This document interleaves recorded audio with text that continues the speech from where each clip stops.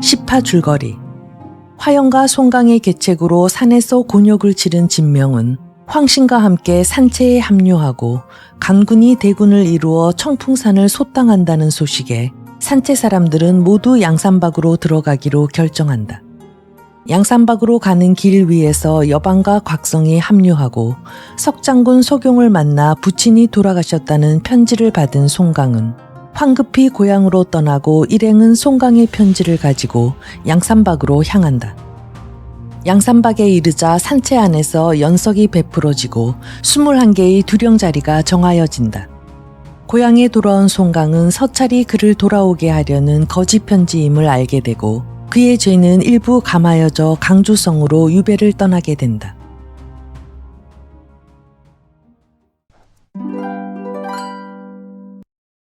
세 사람이 이날 미시쯤 하여 한 곳에 이르니 곧 계양진이라. 사람들이 많고 시끌벅적하다. 문득 봄에 사람 한떼가 뺑 둘러서서 무엇인지 구경들을 하고 있다. 송강은 곧 사람 틈을 헤치고 들어섰다. 보니 한 교두가 창봉을 쓰고 있다. 거리에서 고약을 파는 사람이었다. 교두가 한 차례 창봉을 쓰고 나더니 이번에는 또 곤수를 보여준다. 그 수단이 과히 망측하지 않다. 송강은 손뼉치고 한마디 하였다. 잘한다, 잘해. 곤술이 끝나자 교두는 쟁반을 손에 들고 나섰다. 저는 먼 고장에서 온 사람입니다. 자랑할 만한 재주는 없습니다마는 그저 여러 손님 덕택으로 고약 봉지나 팔아볼까 하여 멀리 이곳을 찾아왔습니다. 고약을 좀 팔아주십시오. 설사 고약이 소용 안 되시더라도 몇 푼 은양 동전을 내려주시면 이만 감사할 데가 없겠습니다. 말을 마치자 그는 곧 쟁반을 들고 구경꾼 앞을 쭉 한 바퀴 돌았다. 그러나 동전 한 입 내어주는 사람이 없다. 여러 손님들, 제발 적더라도 부조하십시오. 교두는 다시 한 차례 돌았다. 그러나 역시 아무도 돈을 던져주려 하지 않는다. 이 광경을 보고 송강은 품에서 단양 은자를 내어 쟁반 위에 놓고 말하였다. 나는 죄를 짓고 기양 가는 사람이라 단양밖에 못 드리오마는 적다 말고 받으시오. 교두가 그에게 절하여 살해하고 쟁반에서 은자를 집어들자 사람들을 둘러보며 여러 손님네들, 그래 이 크나큰 계양진에 타고장에서 찾아 들어온 약장수 돈 한 푼 던져주는 이가 없단 말씀이오. 이분으로 말씀하면 이 고장 어른도 아니시고 잠깐 여기를 지나시는 차에 이렇듯 단양씩이나 돈을 내리시는데 참말이지 이 단양은 다른 양반이 주시는 쉰양보다도 더 고맙습니다. 이렇듯 한바탕 늘어놓는 판에 구경꾼 속에서 기골이 장대한 사나이 하나가 사람 틈을 헤치고 앞으로 나서더니 바로 송강을 향하여 이게 어디서 굴러들어온 말벽닥이야. 저 약장수 놈으로 말하면 도무지 인사도 모르고 도리도 안 차리는 놈이라 그래 누구나 한 입 주지 말라고 내가 단단히 일러두었는데 내 놈이 단양씩이나 돈을 던져주다니 아주 나를 우습게 하는 모양이로구나. 송강이 대꾸한다. 여보시오, 내 돈 내가 주는데 당신이 무슨 상관이란 말이오. 그 사나이는 달려들어 다짜고짜로 송강의 멱살을 잡으며 이 자식 봐라. 내게 말대답을 하네. 내가 당신한테 말대답 못할 게 뭐요. 송강이 다시 한마디 대받자 그자는 눈결에 주먹을 들어 송강의 면상을 향해 내리쳤다. 송강이 얼떨결에 머리를 뒤로 젖혀 그 주먹을 피하자 그자는 바짝 앞으로 대어들며 다시 주먹을 번쩍 든다. 이때 교두가 번개같이 달려들어 한 손으로 그자의 허리를 움켜쥐고 또 한 손으로는 그자의 복장을 쥐어질렀다. 그대로 쾅 소리를 내며 보기 좋게 땅바닥에 나가 떨어진다. 교두는 그자가 버둥거리며 일어나려는 것을 다시 달려들어 발로 옆구리를 냅다 질렀다. 보다 못해 2명 공인이 나서서 교두를 붙들어 말리니 그자는 땅에서 일어나자 송강과 교두를 번갈아 보며 이 자식들아 어디 좀 두고 보자. 씹어뱉듯 한마디 하고는 어디론지 가버렸다. 그제야 송강은 교두를 돌아보고 물었다. 고향은 어디시며 성씨는 뉘신가요? 저는 하남 낙양 사람으로 성은 설이요. 이름은 영입니다. 조부께서 노충경략 상공장전에 군관을 다니셨는데 동료들에게 미움을 받아서 벼슬을 오르지 못하시고 저희 자손도 이처럼 창봉이나 쓰고 다니며 약을 팔아 근근히 지냅니다. 남들이 저를 병대충 서령이라 부르지요. 이 사람은 운성현 태생으로 성은 송이요 이름은 강이라 하오. 그럼 바로 급시우 송공명이 아니신가요? 그렇소이다. 듣고 나자 서령은 곧 절을 하여 벤다. 송강은 황망히 그를 붙들어 일으키고 말하였다. 자, 어디 가서 우리 술이나 한 잔 나누십시다. 서령은 즉시 창봉과 약들을 수습하여 들고 송강과 2명 공인을 따라갔다. 그러나 뜻밖이다. 찾아 들어간 술집에서 그들에게 술과 고기를 팔지 않으려 한다. 송강이 물었다. 어째서 우리한테는 술을 안 파는 게요? 당신네들이 아까 거리에서 허우대 크니하고 서로 치고 달고 하였죠. 그분이 바로 이 계양진의 일패인데 당신네들한테 술이고 밥이고 파는 때는 가게를 그대로 들부셔버리겠다고 통문을 온통 돌렸으니 네 분부라 거역하겠소. 그 말에 송강이 어이가 없어서 서령을 돌아보니 서령은 말한다. 저는 곧 객점으로 가서 샘을 한 다음 수일 내로 형님 뵈러 강주로 가겠습니다. 형님은 이 길로 곧 떠나시지요. 송강은 1-20냥 은자를 내어 서령을 주고 즉시 그와 헤어져 공인들과 술집을 나섰다. 얼마쯤 가노라니 길가에 또 술집이 있다. 그러나 그곳에서도 그들에게는 술을 팔지 않았다. 다시 2 군데 찾아 들어가 보았으나 아무 데서도 그들을 상대하여 주지 않는다. 술집뿐이 아니었다.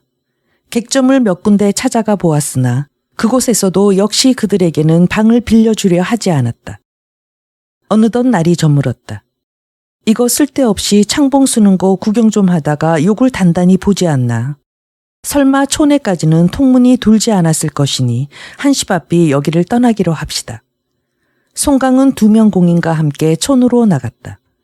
날은 어느 틈에 아주 어두웠는데 부지런히 촌길을 걸어 가노라니까 숲 사이 멀리 은은하게 불빛이 보인다. 저게 필시 인가겠구먼. 그저 염치 불고하고서라도 하룻밤 자고 가자 떼쓰고 우리 내일은 아주 새벽같이 떠나기로 합시다. 그러나 공인은 잠깐 그 편을 살펴보더니 저기는 원길에서 너무 들어갔는 거려. 좀 들어갔으면 대수요. 내일 더 걸을 작정하면 되는 게지. 세 사람은 사이길로 접어들어 한 올이나 실이 걸었다. 마침내 찾아 이른 곳은 숲속의 대장원. 문을 두드리니 장객이 나와서 누가 이렇듯 야밤에 찾아와 주인을 찾느냐고 묻는다. 송강은 공손히 대답하였다. 이 사람은 강주로 귀양을 살러 가는 죄인인데 길을 잘못 들어 숙소를 못 찾고 대게를 찾아왔으니 아무 데서나 하룻밤 드세게 하여 주신다면 내일 법대로 방가스를 쳐서 올리고 일찍 떠나겠소이다. 장객은 잠깐 기다리라 하고 들어가더니 곧 다시 나와 장주태공께서 들어오시라오 한다. 송강이 2명 공인과 함께 후원 초당으로 가서 장주태공을 만나 인사를 드리니 태공은 장객을 보고 그들을 문방으로 데리고 나가서 저녁을 먹이고 편히 쉬게 하여 주라 분부한다. 세 사람이 문방으로 나와 종일 굶은 끝에 탕과 채소로 밥을 배불리 먹고 나자 장객은 그릇을 수습하여 안으로 들어가 버렸다. 방 안에 세 사람만 남자 2명 공인이 말한다. 압사어른, 아무도 보는 사람 없으니 어서 칼을 벗으시고 편히 누우십시오. 송강은 그 말을 쫓아 행가를 벗고 2 사람과 함께 소피를 보러 밖으로 나갔다. 하늘에 별빛이 가득한데 바라보니 탐맥장 뒤에는 촌벽 좁은 길이다. 세 사람은 손을 씻고 방으로 들어와 문을 안으로 걸고 자리에 누웠다. 막 잠이 들려 하는데 장원 뒤로부터 누군지 횃불을 밝혀들고 나와 탐맥장 안을 이리저리 살피는 눈치다. 송강이 문틈으로 가만히 내어다보니 태공이 3명 장객을 데리고 나와 자기 전에 집안을 한 차례 살피는 것이었다. 송강이 공인들을 향하여 이백태공도 우리 가친이나 마찬가지로 저러시는구려. 지금쯤 가친께서도 집안을 한 바퀴 돌아보시겠지. 잠깐 이런 이야기를 할 때 갑자기 밖에 누군지 와서 문 열어라 하고 외친다. 장객이 황망히 문을 열어주자 밖으로부터 장정 6-7명이 들어오는데 앞선 자는 손에 박도를 들었고 뒤를 따르는 자들은 일제히 곤봉을 잡았다. 횃불 밑에 송강이 자세히 살펴보니 박도를 든 자는 바로 계양진에서 자기를 때리려던 그 허우대 큰 자다. 송강이 마음에 놀라워하며 가만히 들으려니까 태공이 그 자를 보고 또 어디 가서 누구하고 시비를 하려고 이렇게 아닌 밤중에 몽둥이를 들고 수선이냐 하니까 그 자가 그 말에는 대답을 않고 묻는다. 아버지, 형 어디 있는지 아세요? 내 형은 지금 술에 취해 뒤 정자에서 자나 보다. 그럼 얼른 가서 깨워가지고 곧 쫓아가 봐야겠군. 너 또 누구하고 싸움을 했구나. 내 형을 깨웠다간 일만 크게 벌어진다. 대체 무슨 일이냐? 그 자가 말한다. 오늘 계양진에 약장수 한 녀석이 들어왔는데 글쎄 저희 형제한테는 인사 한마디 없이 장사를 하려 드는구먼요. 그래 하도 괘씸하기에 그놈에게 동전 한 입 주지 말라고 단단히 일러두었는데 어디서 굴러들어온 놈인지 귀양살이 가는 놈이 나서서 단양씩이나 돈을 던져줍니다 그려. 그래 제가 그놈 버릇을 가르쳐 주려는데 약장수 놈이 옆에서 내달아 복장을 냅다 지르고 허리를 발길로 차서 지금도 거기가 아픕니다. 제가 우선 각처 주점 객점에 통문을 돌려 그놈들한테는 술도 팔지 말고 방도 빌려주지 말라 단단히 일러놓은 다음에 사람을 풀어서 약장수 놈은 잡아서 묶어다 도두집에 맡겨놓았는데 죄수 놈은 어딜 갔는지 아무리 찾아도 없군요. 그래 형을 깨워가지고 같이 나가서 찾아볼 참입니다. 듣고 나자 태공이 좋은 말로 타이른다. 네, 그 무슨 말이냐. 제 돈 제가 쓰는데 내가 대체 무슨 아랑곳이냐. 내가 남한테 좀 얻어맞았다지만 뭐 상처가 대단하지도 않으니 제발 아비 말을 들어. 어서 내 방으로 가서 잠이나 자거라. 그러나 그 자는 듣지 않고 기어이 제 형을 불러내겠다고 안으로 들어갔다. 그 뒤를 쫓아 태공도 들어갔다. 송강은 공인을 보고 말하였다. 일이 참 공교롭기도 하군. 하필 찾아온 것이 고르디 골라 그놈의 집이란 말인가. 태공은 설마 우리 얘기를 안 하겠지만 장객들이야 무슨 생각이 있겠소. 얼음얼음 하다가는 큰 코 다칠 모양이니 곧 도망을 합시다. 옳은 말씀입니다. 곧 나가시죠. 큰 길로 나갔다가는 잡히기 쉬우니 탐액장 뒷길로 빠집시다. 공인들은 행장을 수습하고 송강은 행가를 손에 들고 가만히 밖으로 뛰어나갔다. 세 사람은 탐액장 뒤로 나가 촌벽 좁은 길을 그대로 달렸다. 하늘에 별이 총총하여 길이 희미하게나마 보이는 것이 불행 중 다행이라 하겠다. 한식경을 달려 한 곳에 이르니 갈대숲에 한 줄기 큰 강이 도도히 흐른다. 곧 심양강변이다. 앞에 큰 강이 가로막으니 이를 어이할꼬. 이때 등 뒤로부터 휘파람 소리가 들려 고개를 돌려보니 사람 한 떼가 횃불을 밝혀들고 소리를 지르며 이편을 향하여 달려오고 있다. 세 사람은 소스라쳐 놀라 덮어놓고 갈대밭으로 들어갔다. 그러나 몇 걸음 못 가서 육지는 다 하고 다음은 강이다. 이럴 줄 알았더라면 숫째 남들이 고날 적에 그대로 양산박이나 있기로 할 것을. 송강이 하늘을 우러러 탄식하기를 맞이 않을 때 문득 강 위에 노젓는 소리가 들리며 숲을 헤치고 배 한 척이 다가온다. 송강은 소리쳐 불렀다. 여보 사공, 우리를 좀 구해주시오. 돈은 얼마든지 드리리이다. 돈은 얼마든지 준다는 말에 사공이 배를 앞으로 갖다 대자 세 사람은 보따리부터 배 위에 던지고 허둥지둥 올라탔다. 사공이 노지를 빨리하여 강의 중심을 향해 나갈 때 뒤를 쫓는 무리들이 그제야 강가에 도착하였다.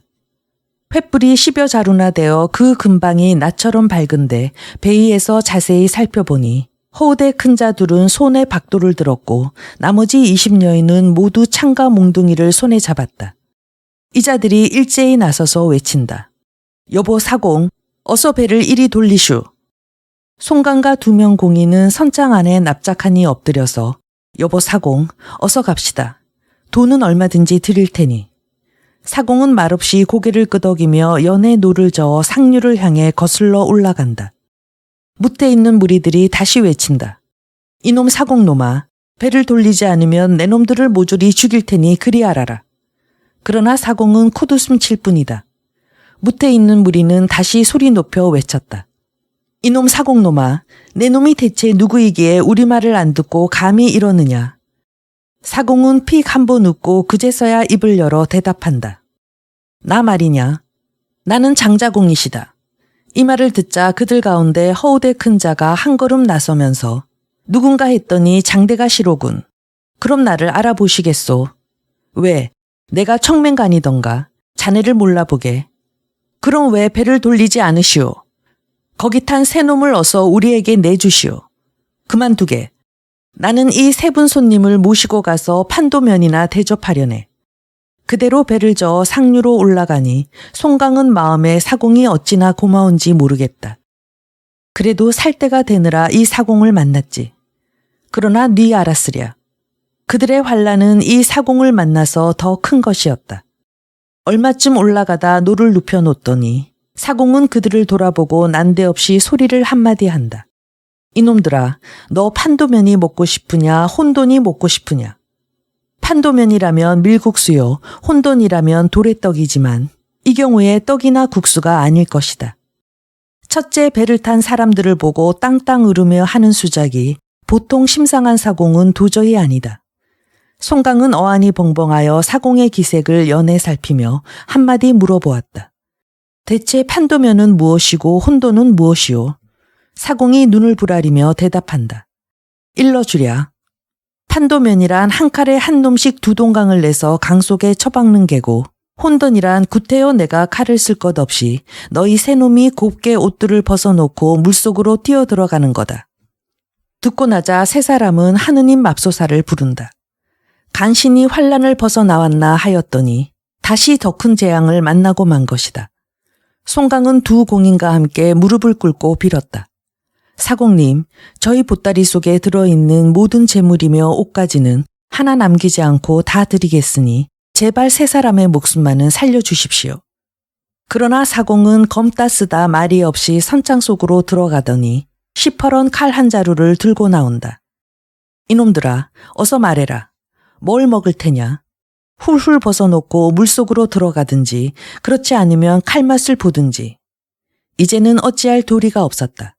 세 사람이 땅이 꺼지게 한숨을 쉰 다음에 죽어도 같이 죽자고 함께 얼싸안고 바야흐로 물속에 뛰어들려 할 때 저편으로부터 삐걱삐걱하고 노젓는 소리가 들려온다. 송강이 급히 머리를 돌려 그 편을 바라보니 상류로부터 쾌선 한 척이 나는 듯 내려오는데 한 사람은 손에 탁차를 들고서 뱃머리에 서 있고 두 사람은 고물에서 쌍으로 노를 젓는다. 잠깐 동안에 이편배로 가까이 다가들어 뱃머리의 선자가 한마디 외친다. 거 누가 개서 벌이를 해. 나도 몫이 있느니. 이 말을 듣자 이편 사공이 황망히 대답한다. 목소리를 들으니 이대가 시구려. 나는 빼놓고 혼자만 장사를 다니시오. 누군가 했더니 아우님일세 그려. 그래, 오늘 벌이는 대체 뭐야? 형님, 웃지나 마슈. 내 요새 며칠 두고 벌이는 통 없지. 노름은 지기만 하지. 신세가 말이 아닌데 오늘 밤에 나와 보았더니 이놈 셋이 강가로 도망지를 쳐오고 그 뒤를 장정 수십 명의 횃불을 밝혀들고 쫓기에 얼른 배를 갖다 대고 새 놈을 실었지. 쫓아온 놈은 알고 보니 못간의 형제인데 새 놈을 저희를 내어달라고 자꾸 보채는 걸 그냥 얘까지 데리고 와 버렸소. 새 놈이 하나는 어디로 귀양 가는 놈이고 두 놈은 방송공인인데 보따리는 제법 단단한 모양이기에 지금 막 요절을 내어버리려던 차요. 아니 여보게, 귀양살이 가는 사람이라니. 그럼 우리 형님 송공명이나 아니실까? 송강은 그 음성이 귀에 익어 곧 앞으로 내다르며 큰 소리로 외쳤다. 그 배에 계신 분은 뉘시오. 부디 송강을 좀 구해주시오.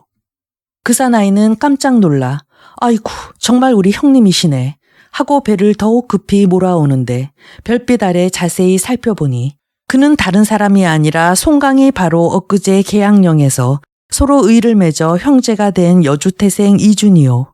고물에서 노를 젓는 두 젊은이는 동이와 동맹이다. 두 배를 한데 대고 이준은 이편으로 건너와 송강의 손을 잡고 위로한다.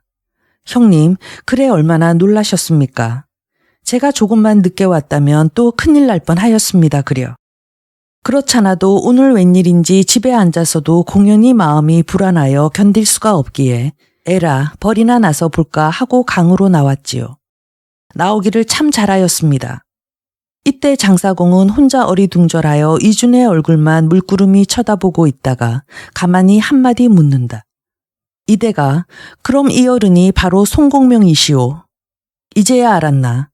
뱃사공은 저를 한번 넙죽하고 나서 몰라 뵙고 한 일이기는 하지요마는 원 이런 황송할 데가 없습니다.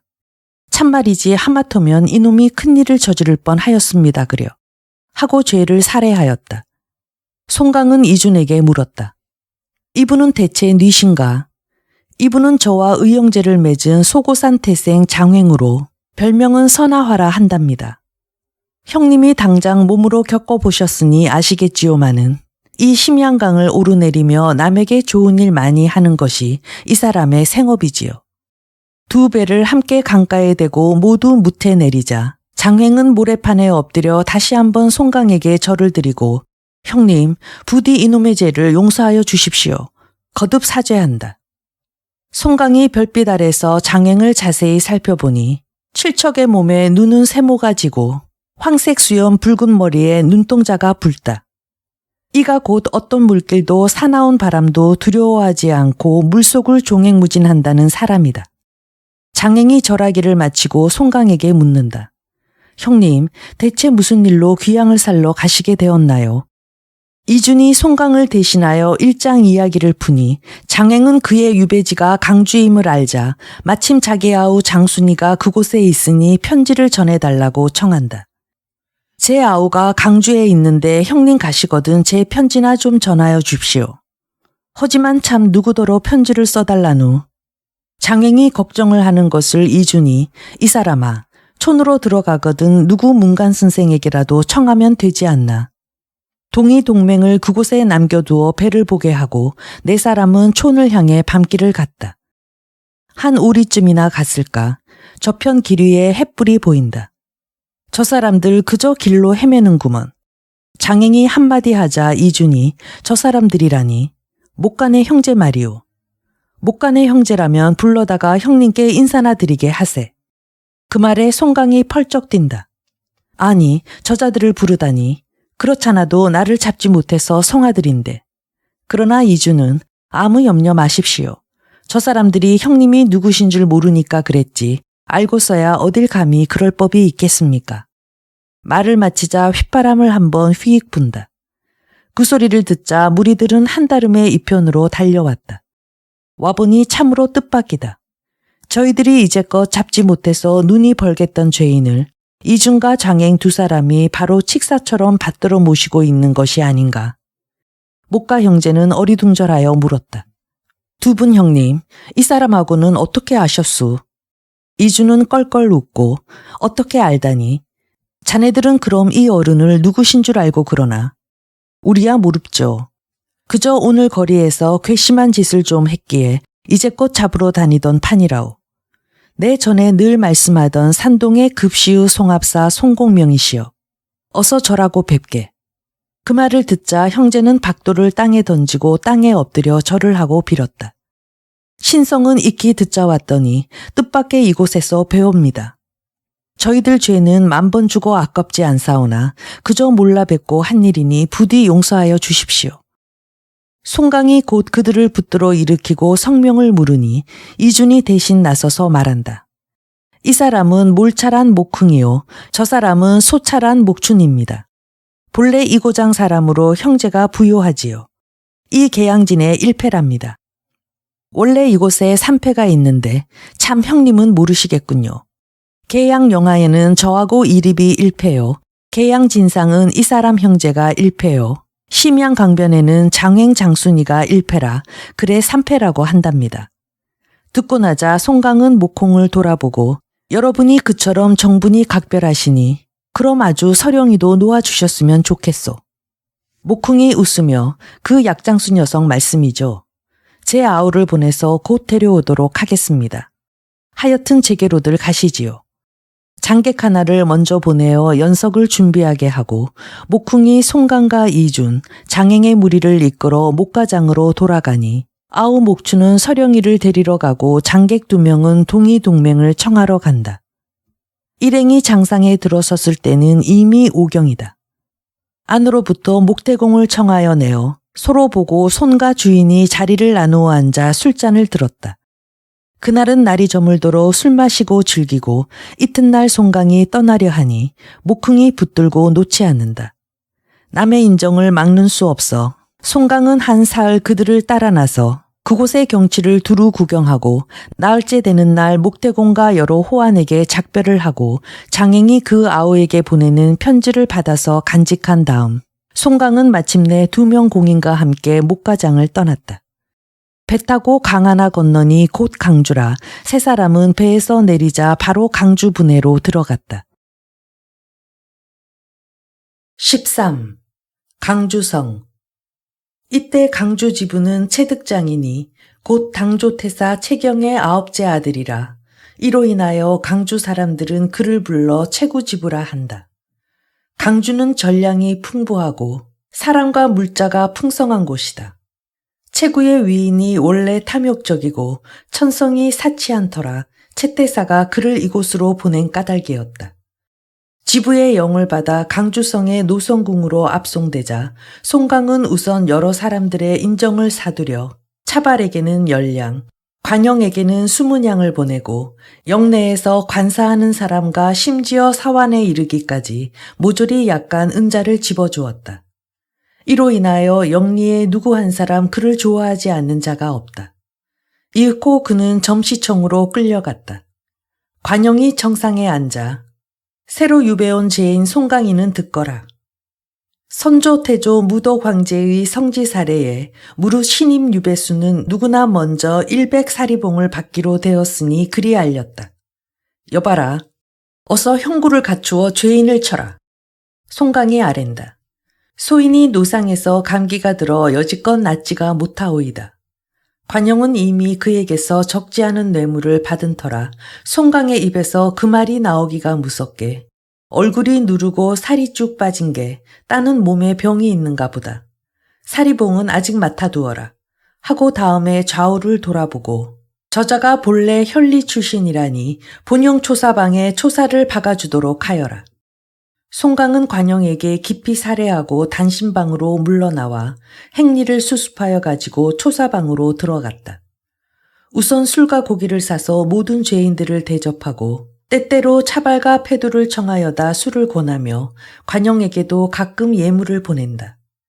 예로부터 일로 오기를 세상 인정은 차고 더운 것을 보고 사람의 낯은 높고 낮은 것을 좇는다 하니 송강의 신변은 금은 제백이 떨어지지 않는 동안은 누구나 그를 밉다 할 사람이 없다.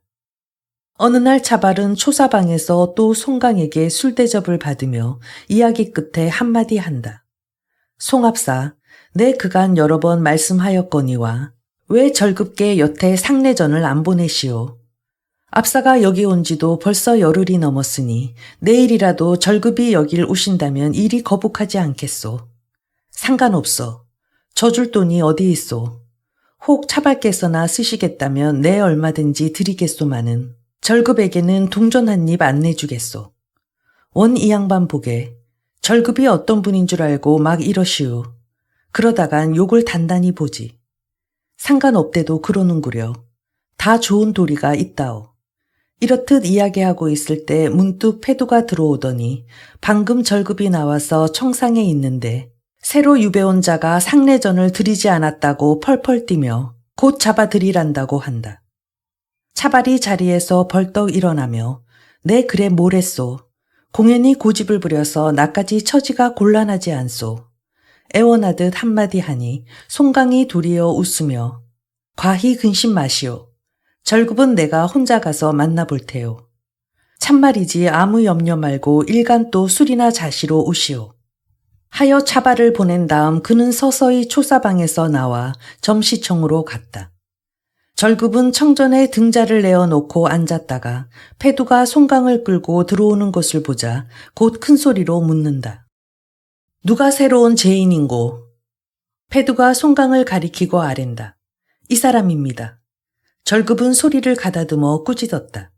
네 이놈, 대체 누구를 믿고 상내전을 바치지 않는 게냐. 송강은 겁내는 빚도 없이 대꾸한다. 상내전이란 본래 인정으로 주고받는 돈이 아니겠소. 그대가 무엇이라고 남의 재물을 억지로 뺏으려 한단 말이오. 이 말에 양쪽에 늘어선 영리들이 일제히 손에 땀을 쥐고 절급은 화가 머리끝까지 치밀어 올라 어쩔 줄을 모른다. 이놈아, 뭐라고? 이놈이 감히 내게 이럴 법이 있나? 여보아라, 어서 저놈을 형틀에 올려매고 곤장 100대를 쳐라.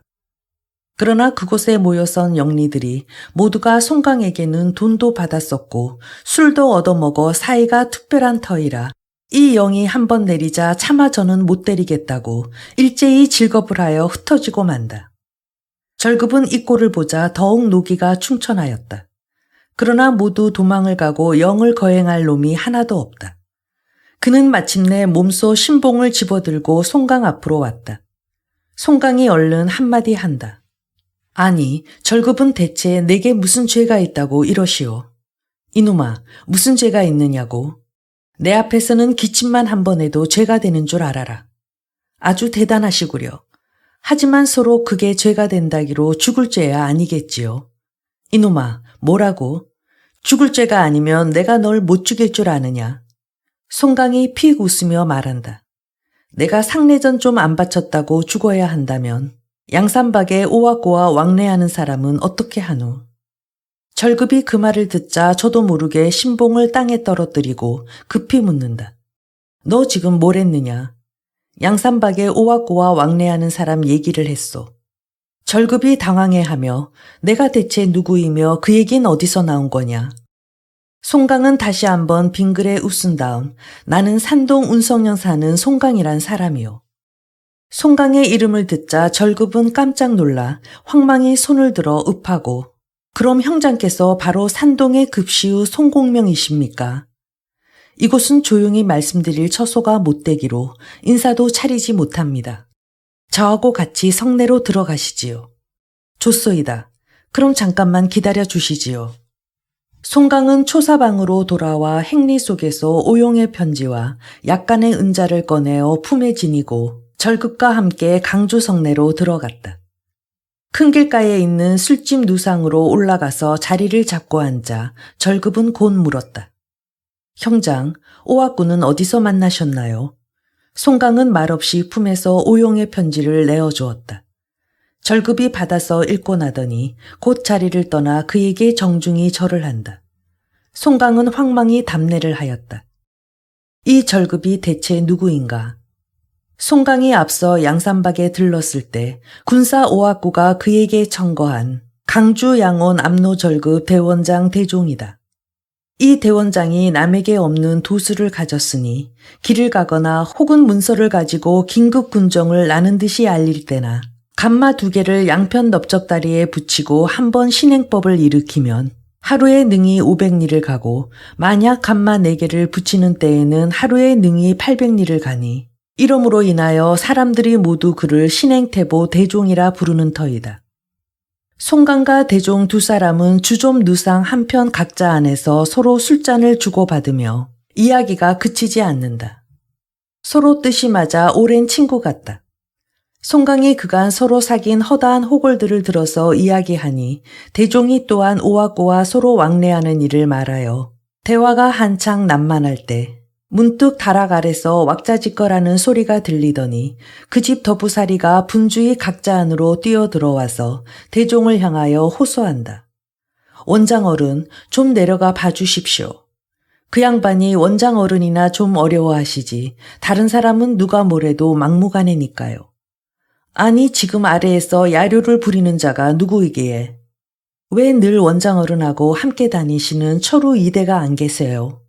그 양반이 저희 주인 보고 돈 안 취해준다고 저러시죠. 대종이 웃으며 말한다. 원창 그 사람 하는 수 없군. 형님 잠깐 앉아 계십시오. 제가 내려가서 데리고 올라오겠습니다. 몸을 일으켜 아래로 내려가더니 오래지 않아 한 사나이를 데리고 올라오는데 얼굴은 시커멓고 눈은 부리부리하게 큰 일개 늠름한 사나이다. 송강은 한 번 보고 놀라 곧 대종에게 물었다. 대체 이분이 니시오? 이 사람은 제 수하에 있는 기주 기수연 백장촌 태생 흑선풍 이규랍니다. 사람을 때려 죽이고 이리저리 피해 다니다가 이곳 강주로 굴러 들어왔는데 그 그 뒤에 사면을 받고도 고향에 내려가지 않고 그대로 예서 지내는 터입니다. 이 사람이 주벽이 좋지 않아 누구나 꺼리는데 도끼를 쌍으로 잘 쓰고 곤술 봉술도 다 수단이 놀랍습니다. 이규는 아까부터 송강의 얼굴만 물끄러미 바라보고 있다가 대종의 긴 사설이 끝나자 곧 한마디 묻는다. 형님, 저 까만 친구가 누구요? 대종이 송강을 건너다 보고 웃으며 말한다. 형님, 좀 보십시오. 이 사람은 이렇게 인사예절이란 도무지 모르는 위인이랍니다. 이 말에 이규가 말한다. 형님은 괜히 남 별명만 지으시오. 내가 어째서 인사예절을 모른단 말이오. 바로 12조로 말하니 대종은 이 사람아, 그럼 그렇지 않단 말인가. 저기 저 어른이 누구시오 하고 물으면 될 것을 저 까만 친구가 누구요라니 그게 인사인가. 한마디 타이르고 저 어른이 누구신고 하니 자네가 왜 밤낮 언제고 한번 꼭 찾아가 뵙겠다고 벼르는 분이 계시지 않나. 바로 그 어른이시라네. 아니 그럼 저희가 산동의 급시의 흑송강이시란 말이오. 그래도 또 그러는군. 점자는 어른 함자에다 흑자는 왜 갖다 붙이나. 사람이 인사를 차릴 줄 알아야지. 어서 저라고 뵙게. 정말 저희가 송공명이라면 내 저라고 뵙겠지만 혹시 다른 사람 가지고 형님이 날 놀리려고 그러는 거나 아니오. 이때 송강이 입을 열어 이 사람이 바로 산동의 흑송강이오. 하고 한마디 하니 이규가 손뼉을 한번 탁 치고 진작 그렇게 좀 일러주시지. 이 형님도 아시지만 제가 얼마나 형님을 뵙고 싶어 했다고요. 자, 아우절을 받으십시오. 말을 마치자 곧 엎드려 공손히 절을 한다. 송강이 황망히 답례를 한 다음에 그에게 자리를 주고 술을 권하며 물었다. 아까는 뭐 때문에 아래에서 화를 그렇게 내셨소? 이규가 대답한다. 아, 급한 용처가 있어 연락만 돌려달라고 금방 갖겠다고 했건만 이 경을 칠 주인 놈이 꼬주지를 않습니다 그려. 그런 괘씸한 놈이 있어요. 그래 아주 이놈의 집 기둥뿌리를 뽑아놓으려는 판인데 이 형님이 불러서 그냥 올라왔습니다. 뭐 그만 일을 가지고 그러신단 말이오. 열량은 내가 드리리이다. 송강이 품에서 열량은자를 내어주니 이규는 사양 않고 손에 받아 그럼 두 분 형님 앉아들 계시오. 내 잠깐 가서 볼일 보고 오리이다. 한마디 남기고 대종이 미쳐 붙들 사이도 없이 쿵쾅거리며 춘계를 뛰어 내려가 버렸다. 대종이 입맛을 다시며 형님 돈은 주시지 말 걸 그러셨습니다. 왜 그러오? 저 사람이 정직하기는 하지요마는 술이 너무 과하고 또 노름을 좋아하지요. 제가 급한 용처가 무에 있겠습니까? 노름 미천이 없어서 그렇지요. 허둥지둥 나가는 꼴이 10중 8구는 노름판을 찾아갔을 텐데 요행이 딱이나 하면 형님을 갖다 드리겠죠마는 만약 이럴 때에는 제가 무슨 수로 그 돈을 갚겠습니까? 나는 애초에 갖기 바라고 준 돈이 아니오. 노름을 해서 이르면 대수요. 자, 우리는 술이나 몇 잔 더 먹고 성 밖으로 나가서 좀 거닙시다. 참, 형님 모시고 나가 강경치를 구경시켜 드려야겠습니다. 내가 이곳에 온 지 열흘이 넘었어도 구경을 못 다녔으니 그러면 좋겠소. 두 사람은 이렇듯 이야기하며 다시 몇 잔 술을 나눈다. 한편 이규는 송강에게서 돈을 받아들고 밖으로 나가자 속으로 생각한다. 우리 송강 형님이 따는 무던한 양반이로군. 나하고 언제 알았다고 선뜻 열량씩이나 내어주노. 오늘 모처럼 그 형님을 만나 뵈었는데 이런 제기랄 요새는 연일 노름에 지기만 해서 주머니가 텅 비었으니 술 한잔 대접 못하지 않나. 다행히 형님한테 돌린 열량이 있으니 이걸 미천 삼아 또 한번 걸어보자. 설마 하니 오늘도 이를까. 이규는 곧 성 밖으로 나가자 노름판을 찾아갔다. 들어서는 길로 열량은자를 판에다 탁 내어놓고 자, 나도 한몫 끼세. 물주는 대체 누구야? 소장의리가 대답한다. 물주는 나요. 자, 난 단양 같네. 그러나 이규는 재수가 없다. 주사위가 방바닥에 한번 대그르 구르자 이규의 은자 단양은 그만 물주의 수중으로 들어가 버린다. 제기랄, 여기다 또 단양 걸었네. 그럼 또 이르시오. 장마다 망둥인 줄 아나. 이번엔 내 걸세. 어서 흔들기나 하게. 이규가 이번에야말로 틀림없으리라 믿은 노릇이 나머지 단량도 그만 물주에게 빼앗기고 말았다. 생각하니 허무하기가 짝이 없다. 이규는 소장의리를 보고 사정을 하였다. 여보게, 이 돈이 실상은 남의 돈일세. 누구 돈이든 한번 걸었다가 잃었으면 그만이지 다시 무슨 말이요. 그렇게 말하면 내가 할 말이 없네.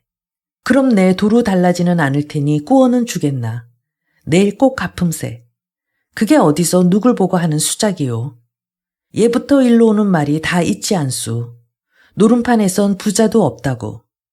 이규는 소매를 걷어올리며 너 내 돈 도로 줄 테냐 안 줄 테냐. 이대가 이거 왜 이러시오. 노름판 경계는 잘 아는 이가 오늘은 아주 생떼를 쓰니. 이규는 더 입을 놀리려 하지 않고 다짜고짜로 저의 돈 10량에 남의 돈 연남은 양까지 얼러서 판돈을 그대로 몽땅 집어서 주머니에 넣자 눈을 부릅뜨고 딴 때는 경계도 차리겠지만 오늘은 그럴 사정이 있어 못 차리니 그리들 알아라. 하고 말을 마치자 그대로 밖으로 나가려 하니 다른 데도 아니요 노름판에서 이것을 그냥 두어들 리는 없는 노릇이다. 소장의리를 위시해 10여 명이나 되는 사람이 우우 일어나서 이규를 붙잡고 돈을 도로 뺏으려 하니 이규는 이놈 치고 저놈 치고 한 주먹에 한 놈씩 때려 눕혀 어이쿠 직구 소리가 사람 수요대로 난 다음에 밖으로 뛰어나오니 문을 지키고 있던 자가 이대로 어딜 가슈 하고 앞을 딱 막아선다. 이규는 패 일어나고 그를 한편으로 밀어 치운 다음 문을 열어 젖히자 그대로 거리로 달려나갔다. 주먹을 맞고 쓰러졌던 무리들이 이때 문간까지 뛰어나와 이대가 글쎄 이게 무슨 짓이오. 판돈을 모조리 집어가지고 달아나다니. 모두가 그 자리에 서서 소리만 지를 뿐이지 감히 뒤를 쫓아가 이규를 붙잡으려는 자가 없다. 이규는 아무 대꾸 않고 그대로 거리를 달렸다. 한창 달리는 중에 누군지 뒤를 쫓아와서 그의 팔을 와락 잡아낚으며 아니 이게 무슨 짓이야. 남의 돈을 집어가지고 달아나다니 하고 나무라는 사람이 있다. 이놈아 내가 무슨 상관이냐. 한마디 쏘아붙이고 고개를 돌려보니 그는 다른 사람이 아니라 곧 대종이요. 그 뒤에는 송강도 서 있다. 이규는 낯을 바로 들지 못하며 변명을 한다. 형님 내 말 좀 들어보시오. 나도 노름판 경계는 잘 안다오. 하지만 오늘은 저 형님이 주신 돈을 그저 몽땅 잃었구려. 약주 한 잔 대접도 못하게 되었으니 어떡하오. 그래 당장 사정이 급하기에 그랬수. 이 말을 곁에서 듣고 송강은 껄껄 웃으며 돈 쓸 일이 있으면 내게 다 말을 할게지. 이게 무슨 짓이오. 돈은 도로 돌려보냅시다. 자 이리 내놓으시오. 이규가 말 한마디 못하고 주머니를 툭툭 털어서 내어주는 은자를 송강은 받아들고 소장의리를 앞으로 불렀다. 일이 미안하게 되었소마는 자 이 돈을 받으시오. 그러나 소장의리는 이규에게서 딴 10량은 가지려 않는다. 저희 돈만 찾아가겠습니다. 그 10량은 이대가가 제게 잃으신 돈입니다마는 그것 때문에 혐의라도 품으시면 어쩝니까? 저는 못 받겠습니다. 혐의를 품다니 그게 무슨 말이오. 그런 생각은 아예 말고 어서 받아 넣으시오. 송강이 기어코 손에 쥐어 주려 하나 그는 막무가내로 듣지 않는다. 송강은 한마디 물었다. 이분이 혹시 누구한테 행패나 안 하였소? 주먹에 맞아서 상한 사람이 서너 있습니다마는 뭐 썩 대단치는 않은가 봅니다. 그럼 좋은 수가 있어. 이 10량은 가지고 가서 그 다친 사람들 약값이나 하도록 하시오. 송강이 기어코 그의 손에 쥐어준 다음에 자 우리는 이대가하고 어디 가서 술이나 또 한 잔 먹읍시다. 하고 대종을 돌아보니 그럼 요와 강변의 비파정으로 가시지요. 그곳이 바로 당나라 백낙천의 고적이 아닙니까? 대종이 말하여 세 사람은 비파정을 찾아갔다. 정자 위로 올라가서 한편 탁자에가 자리를 잡고 앉아 주보를 불러 채소, 과일, 해산물, 안주 따위를 시키니 술은 곧 강주의 이름 있는 옥호춘이라. 송강이 잔을 들고 강산을 둘러보매 경치가 또한 비상하다. 구름박 아득한 산은 노푸르게 솟아있고 강변 물결은 은빛으로 빛난다. 은은한 모래사장에 때를 지어 갈매기 날고 유유한 작은 포구에 두어척 어선이 떠있다. 물결은 일어 장공을 치고 바람은 불어 수면을 왕래한다. 자소봉은 위로 하늘에 닿았고 비파정은 강 위에 서 있다. 사방은 공활하고 팔면은 용롱하니 여기가 곧 지난날 백라천의 심양강변 비파정이다. 이때 세 사람이 술을 먹는데 이규는 대바람에 주보를 붙들고 잔투정부터 한다. 큼직한 사발이나 대접을 가져오게. 원 갑갑하게 요런 잔으로 어떻게 먹는단 말인가. 대종이 불쾌한 낯으로 아무 걸로나 먹으면 그만이지 무슨 수다를 그리 떠나 한마디 나무라는 것을 그 뭐 어려운 일이라고 그러오. 각기 좋을 대로 하는 게지. 송강이 주보에게 분부하여 큰 그릇을 가져오게 하니 이규는 좋아서 싱글벙글 웃으며 역시 송강 형님이 다르시오. 아우 성미를 잘 알아주시거든. 하고 그 큰 사발로 연하여 6, 7배나 기울인다. 송강은 술이 얼근히 취하자 어탕 생각이 나서 대종을 보고 물었다. 여기 먹을 만한 생선이 있소. 대종이 웃으며 대답한다. 저기 좀 내다보십시오. 강 위에 떠 있는 게 모두가 어선인데 잡수실 생선 없으실까 걱정이십니까?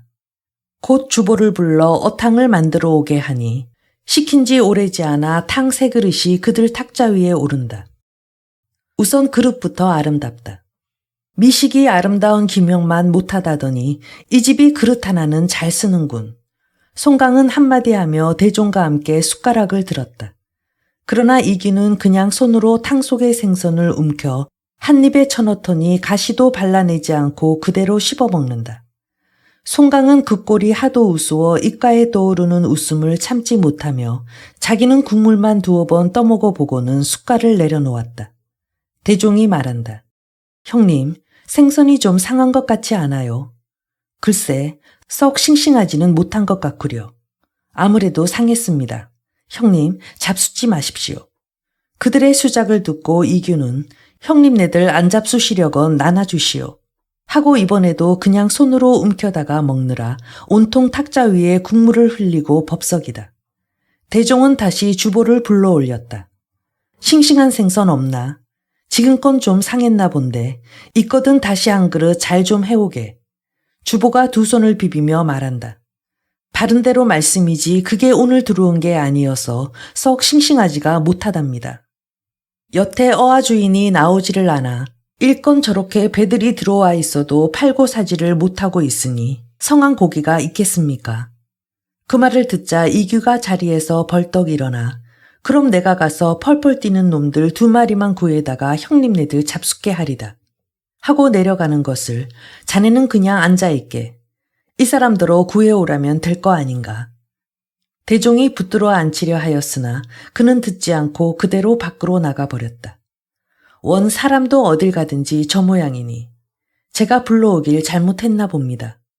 별말을 다 하시오.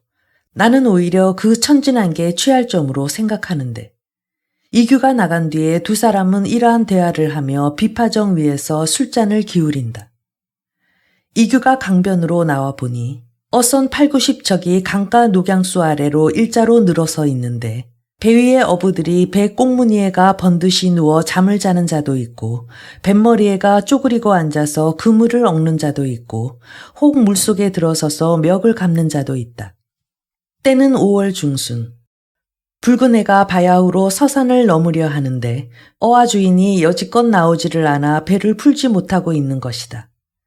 이규는 배를 댄 곳으로 다가가서 소리를 버럭 질렀다. 여보, 펄펄 뛰는 생선 2마리만 삽시다. 어부가 대답한다. 주인이 아직 안 나와서 못 판다오. 저기 보구려. 장수들도 모두 저기가 저러고 앉아서 기다리고 있지 않소. 언제 그놈의 주인 오기를 기다리고 있담. 그러지 말고 어서 2마리만 내게 파시오. 개시를 하려면 충문을 써서 태워야지 소지도 않고 인역한테 팔기부터 하리이까. 아무리 청하여도 어부들은 듣지 않는다. 이규는 수작을 끊고 그대로 배 안으로 뛰어들어갔다. 원래 큰 강 위에 고깃배들이 어떻게 되었는고 하니 고물에다 큰 구멍을 뚫어 강물이 임의로 드나들게 하고 그곳을 대울타리로 막아서 고기를 산채로 두어둔다. 이러므로 특히 강주고기가 싱싱하고 좋다는 것이다. 그러나 이규는 이 묘한 이치를 모른다. 어부들이 달려들어 붙잡으려는 것을 획 부리쳐 물리치고 대울타리로부터 잡아젖히니 배 안의 고기가 고물구멍으로 하여 모조리 강 속으로 빠져버린다. 저런 미친놈을 봤나. 어부들이 소리를 지르는데 이규는 그래도 모르고 또 옆배에 뛰어들어가서 역시 대울타리에 손을 댄다. 이 꼴을 보자 어부 7, 80명은 일제히 배 안으로 달려들어 이규를 둘러 상아떼 삿대로 치려 한다. 이규는 화가 천둥같이 났다. 우통을 훌떡 벗어붙이자 앞으로 달려드는 어부들에게서 상아떼를 5-6개나 뺏어서 파대가리 자르듯이 한 번에 분질러 버리니 이것을 보자 어부들은 깜짝 놀라 허둥지둥 저희 배들로 돌아가 메어놓았던 벼리를 풀고 사면으로 쫙 흩어져 간다. 이규는 분풀이할 곳이 없으니까 배에서 뛰어내리자 곧 강변에 늘어섰는 생선 장수들에게로 달려들어 손에 쥐고 있던 부러진 상아떼로 함부로 내리친다. 모두들 소리를 지르며 제각기 짐을 찾아지고 장수들이 한창 갈팡질팡할 때 한 사나이가 저편에서 걸음을 빨리하여 이편을 향해 온다. 모든 사람들이 그를 보자 앞으로 내다르며 주인 양반이 이제 오시는군. 여봅시오. 저놈이 아무나 함부로 칩니다. 저놈이 배를 모두 쫓아내고 공연히 야료입니다. 제각기 한마디씩 짓거리니 그 사나이는 걸음을 멈추고 서서 이규의 위아래를 훑어보며 뇌까린다. 이 자식이 여길 어디로 알고 와서 이러는 게야. 이규가 눈을 들어보니 나이는 32쯤, 위아래 수염이 까맣게 나고 머리에는 청사 만자건을 쓰고 몸에는 백포삼을 입고 손에는 큰 저울을 들었다. 이 사람이 곧 어부와 장수들이 다 함께 기다리던 어아 주인이다. 그는 들고 있던 저울을 옆에 섰는 장수에게 맡기고 나자 아니 이 자식이 웬 자식이기에 함부로 사람을 쳐 하고 앞으로 대어들었다. 이규가 아무 대꾸 않고 상아떼를 들어서 치려는 것을 그 사나이는 잽싸게 손으로 막아 뺏어 던지고 이규가 다시 저의 머리를 움켜쥐자 그는 덥석 그 허리를 껴안고 딴죽을 걸어서 쓰러뜨리려 하였다. 그러나 이규는 요지부동이다. 그 사나이는 허리 잡았던 손을 놓고 곧 주먹을 들어 이규의 복장을 사정없이 쥐어질렀다. 그러나 이규는 끄떡없다. 그 사나이도 제법 기운께나 쓰는 모양이나 원체 이규의 황소 같은 기력을 제가 무슨 수로 당해내겠는가.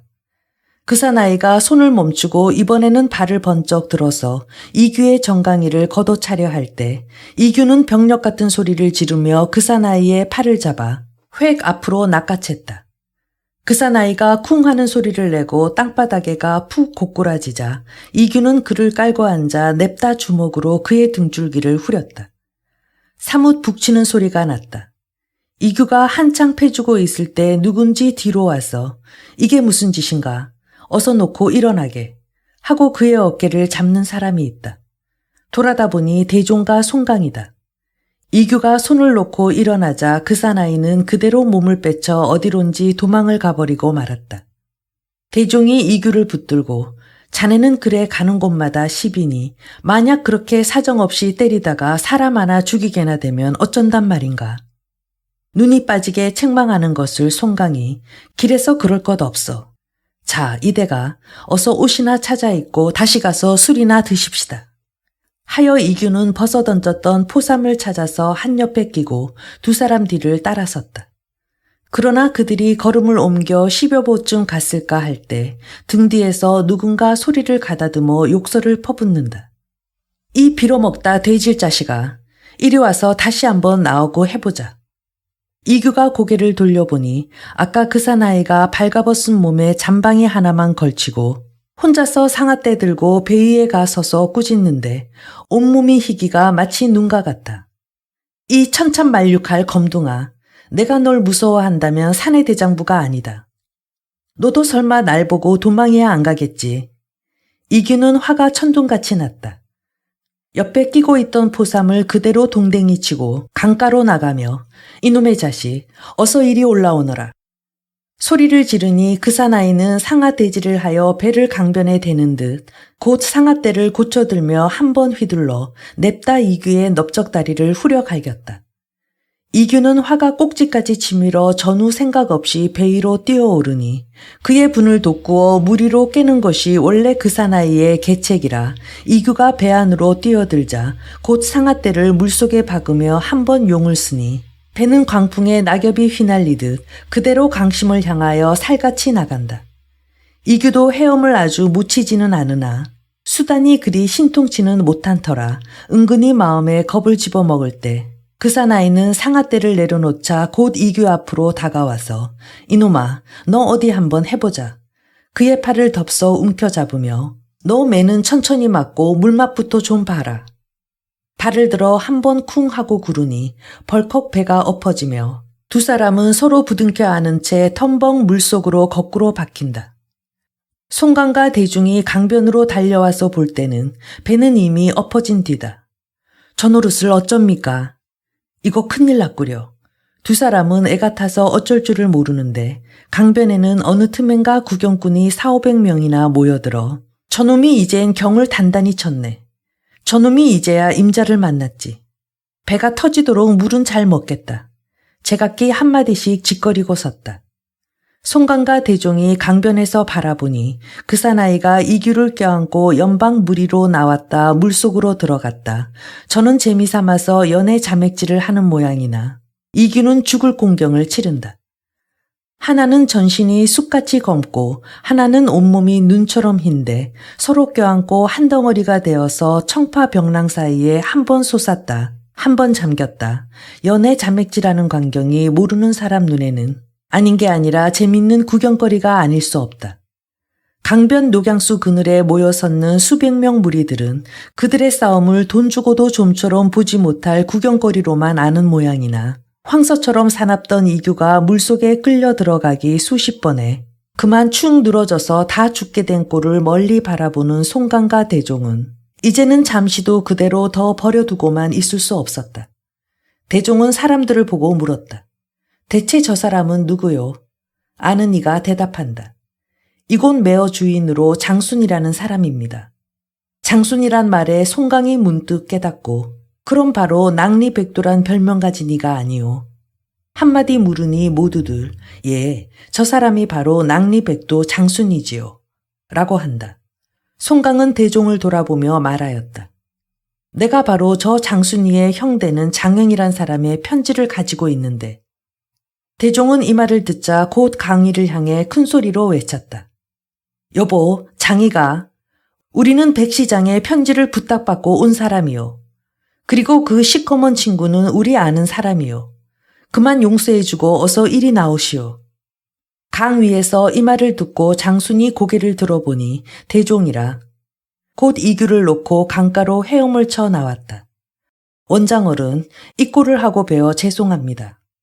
여보, 제발 내 낯을 봐서 저기 저 친구를 어서 구해내 오시오. 장수는 다시 물속으로 뛰어들어가서 다 죽은 몸이 물에서 뜰락 잠길락 하고 있는 이규의 한쪽 발을 덥석 잡더니 그대로 헤엄을 쳐서 끌고 나오는데 바로 평지를 가듯 한다. 보고 있던 사람들이 저마다 갈채하기를 맞이 않았다. 이규는 물에서 나오자 그대로 모래판에가 쓰러져 물을 토한다. 그가 먹은 물을 대강 다 토하고 나기를 기다려 대종은 장순을 돌아보고 말하였다. 자, 우리 비파정으로 가서 같이 이야기합시다. 장순과 이규가 다들 포삼을 찾아 있고 네 사람은 함께 비파정으로 갔다. 각기 자리를 잡고 앉자 대종은 장순을 보고 물었다. 나를 전부터 아셨소. 저야 원장 어른을 모르겠습니까? 길이 없어 인사는 아직 못 올렸습니다마는. 대종은 이번에는 이규를 가리키며 물었다. 그럼 저 사람도 누군 줄 짐작을 하시오. 이 대가를 왜 제가 모르겠습니까? 역시 인사는 아직 없지요마는. 이규가 한마디 한다. 내가 나를 물을 잔뜩 먹여서 속이 시원했겠구나. 당신은 그럼 나를 죽도록 때리고 아주 속이 답답했겠구려. 대종이 그들을 번갈아 보며 한바탕 싸움을 잘했으니 앞으로는 정말 의좋게 형제같이들 지내시오. 타이르듯 한마디 하니 둘은 서로 돌아보고 이제부터 노상에서 만나거든 조심하게. 앞으로 물에서 보거든 정신 바짝 차리시오. 한마디씩 서로 주고받자 네 사람은 함께 크게 웃었다. 다음에 대종은 송강을 가리키며 장순에게 물었다. 이 어른이 니신지 아시겠소? 전에 도무지 배운 적이 없는데요. 니신가요? 장순이 대답하자 이규가 나서서 이 사람아, 저 형님이 바로 흑송강이시여. 아니, 그럼 산동의 급시우, 운성현의 송합사시란 말이야. 바로 아셨소. 이 어른이 송강 형님이시라오. 대종이 또 일러주어 장수는 자리에서 일어나 넙죽절을 하고 조남은 익히 듣자 왔더니 천행으로 오늘 이곳에서 만나 뵙습니다 그려. 그래 이곳에는 어떻게 내려오셨는지요? 송강은 대강 그간의 이야기를 하고 이번 오는 길에 심양강에서 그의 형 장행을 만나 편지를 부탁받은 일을 말한 다음 오늘 대종과 이규로 더불어 비파정으로 나와 술을 마시는 중에 싱싱한 생선 몇 마리 구하기 위하여 그렇듯 큰 소동이 일어나게 된 것을 설명하였다. 듣고 나자 장수는 그럼 생선은 제가 가서 몇 마리 구하여 가지고 오겠습니다. 하고 강으로 나가더니 얼마 안 있어 커다란 금색 잉어 4마리를 버들가지에 꿰서 들고 돌아왔다. 웬걸 이리 많이 가지고 오셨소? 한 마리만 해도 넉넉한 걸. 예서다 못 잡수시겠거든 행간에 가셔서 찬이라도 하시지요. 비파정에서는 주보에게 2마리만 내어주어 한 마리는 어탕을 하고 한 마리는 회를 쳐오라 하여 4사람이 다시 몇 순배 술을 먹은 다음 함께 비파정을 나가서 영리로 돌아갔다.